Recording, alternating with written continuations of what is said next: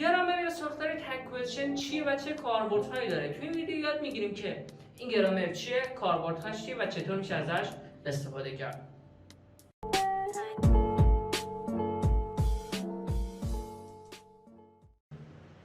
سلام، خوش اومدید به ویدیو. مهدی مرادپور هستم، مدرس بین‌المللی زبان انگلیسی. توی این ویدیو همونطور که گفتم می‌خوایم در رابطه با گرامر کوئسچن تگ یا همون تگ کوئسچن صحبت کنیم. می‌خوایم ببینیم که اصلا این گرامر چیه، چه کاربردهایی داره و چه موقعی باید ازش استفاده کنیم. اما قبل از که به ادامه این ویدیو بریم، لطفاً این چنل رو سابسکرایب کنید و این ویدیو رو لایک کنید، چون که باعث میشه ویدیو جدیدی که براتون درست کنم براتون نوتیفیکیشن بیاد و طبیعتاً میتونید دسترسی بهتر و راحت‌تر به محتوای جدید داشته باشید. خب بریم سراغ آموزش. گفتیم که می‌خوایم توی این ویدیو ساختار یا گرامر کوئسچن تگ یا تگ کوئسچن رو بررسی کنیم که ببینیم چیه. خب قبل از که من بیام این چیزایی که روی تخته نوشتم رو توضیح بدم، باید ببینیم که اصلا این گرامر چیه، چه کاربردی داره، چه زمانی باید ازش استفاده کنیم. ببین تو زبان فارسی یه موقعی هست که مثلا من یه جمله‌ای رو میگم که من معلم خوبی هستم، غیر اینه؟ یا مثلا میگم که امروز هوای خوبیه، مگه نه؟ یا مثلا میگم که ایلان ماسک پول داره، مگه نه؟ یه سری جملاتی که مگه نه، غیر اینه، چنین جملاتی رو، چنین کلماتی رو آخرش داره و برای تاکید استفاده میشه. توی این جملات ما از تاکید استفاده کردیم. اوکی؟ اگه بخوایم چنین جملاتی رو توی زبان انگلیسی داشته باشیم و درست کنیم، باید از ساختار کوئسچن تگ یا همون تگ کوئسچن استفاده کنیم. پس فهمیدیم که اگر ما بخوایم تاکید کنیم و از کلماتی مثل مگه نه، غیر اینه استفاده کنیم توی زبان انگلیسی، ما باید این گرامر رو بلد باشیم. پس اگه شما میخواید بگید که یه جمله رو بگید و تاکید کنید، حتما باید این گرامر رو بلد باشید. حالا این گرامر چجوریه، چه ساختاری داره، چه قوانینی داره، میایم توی این تخته بررسی میکنیم. اینجا چند تا مثال زدم که میخوام این مثالا رو کامل بررسی کنم که از روی همین مثالا یاد بگیرید که چطور چنین جملاتی رو توی زبان انگلیسی درست کنید. ببینید اینجا گفته که you aren't. ببینید اول یه نکته بگم، این جملات همشون دو تا بخش دارن. ببینید که یه بخش سیاه و یه بخش نارنجی. بخش سیاه که یک جمله عادیه و بخش نارنجی یک جمله تأکیدی رو درست کرده. حالا ببینیم اینجا چی گفته. گفته که you aren't a teacher. تو یک معلم نیستی. که you aren't a teacher یک جمله منفیه و گفته که شما یک معلم نیستی. در بخش بعدی چی گفته؟ گفته که are you یعنی هستی. حالا جمله در کل با هم معنی می‌کنیم. میگه که you aren't a teacher. تو معلم نیستی. are you هستی؟ داره سوالی ازش می‌پرسه، تأکیدی ازش می‌پرسه. آیا واقعا هستی؟ غیر اینه؟ ببینیم که اینجا یک جمله منفی رو داریم. گفته you aren't. تو نیستی. اوکی؟ بعد اینکه بیاد این رو تبدیل به یک جمله تأکیدی یا همون تگ کوئسچن کنه، باید از حالت مثبت استفاده کنه. حالا اینجا چی شد؟ قانون مهمی که تگ کوئسچن داره چیه؟ اینه که اگر جمله خبری شما مثبت بود، برای اینکه بخوایم تأکیدش کنیم باید از یک ساختار منفی استفاده کنیم.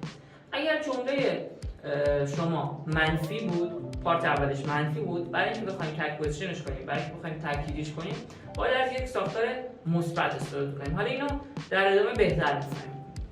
توی مثال اول می‌بینیم که اینجا ساختار ما منفیه، میگه you aren't، شما نیستی.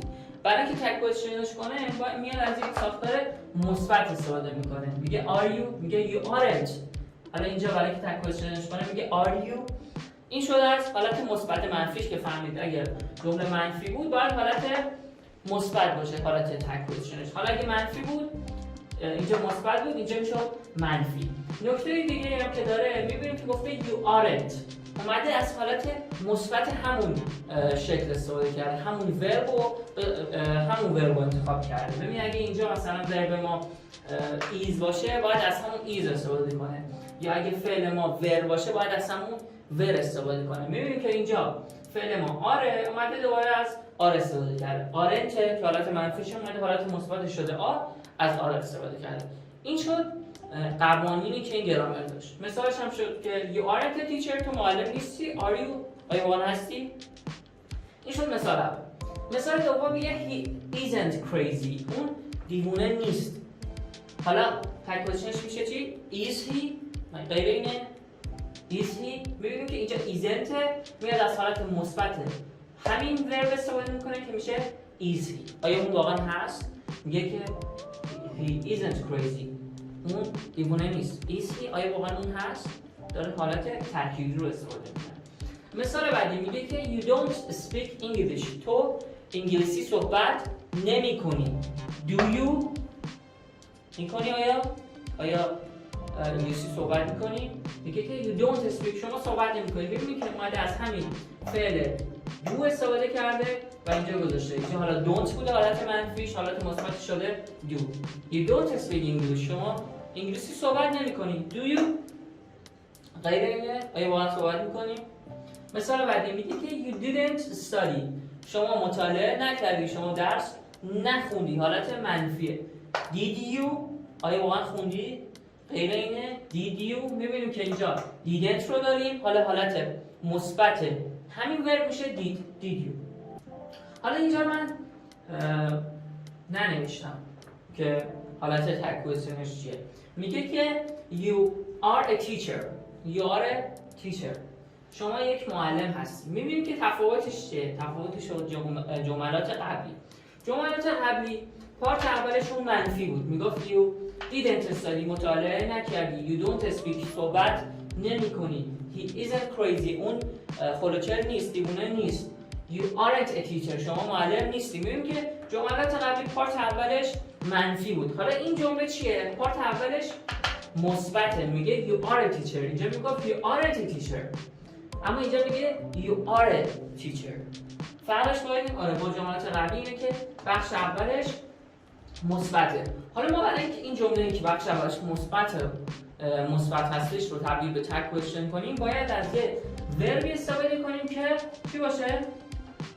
منفی باشه. باید ورب ما منفی باشه چون اینجا you are دیگه you are مثبت. حالا ما باید تگ کوئسشنمون منفی باشه. گفتیم که این نکته رو که گفتیم که برای که تشخیص بدیم از چه فعلی استفاده کنیم باید به همون جمله توجه کنیم. می‌بینیم که گفته که you are پس از فعل are استفاده کرده. پس ما هم باید از فعل are استفاده کنیم. فعلمون هم باید چی باشه؟ منفی باشه دیگه. منفی are میشه چی؟ aren't.